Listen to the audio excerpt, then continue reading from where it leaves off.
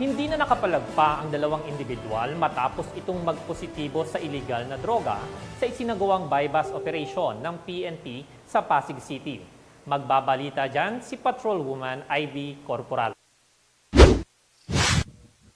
Arestado ang dalawang lalaking sospek sa isinagawang bypass operation ng pinagsanib na pwersa ng Pasig City Police Station Drug Enforcement Unit, Pinagbuhatan Police Substation, Station Intelligence Section at Pasig City Anti-Drug Abuse Office sa kahabaan ng Esguera Street, Barangay Pinagbuhatan, Pasig City, bandang alas 2:15 ng madaling araw ng Agosto 29 taong kasalukuyan.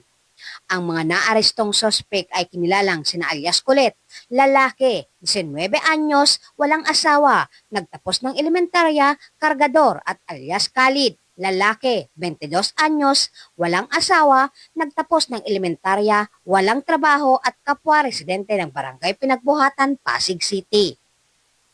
Ayon sa ulat, sa isinagawang procedural search, nakumpiska sa mga sospek ang 3 piraso ng heat-sealed transparent plastic sachet na naglalaman ng puting malakristal na substansya na hinihinalang shabu at na-recover din ang bypass money na binubuo ng 2 pirasong tig-100 piso na may markadong serial number, kalakip ang 4 na pirasong pekeng tig-1,000 piso.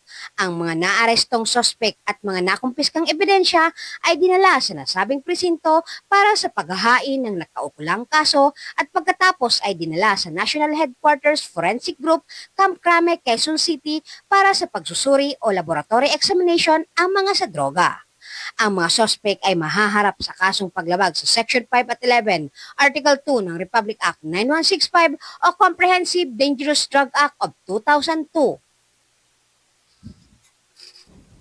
Mula dito sa Metro Manila, ako po ang inyong PNN correspondent, Patrolwoman Ivy Corporal, alagad ng batas, tagataguyod ng balitang pulis.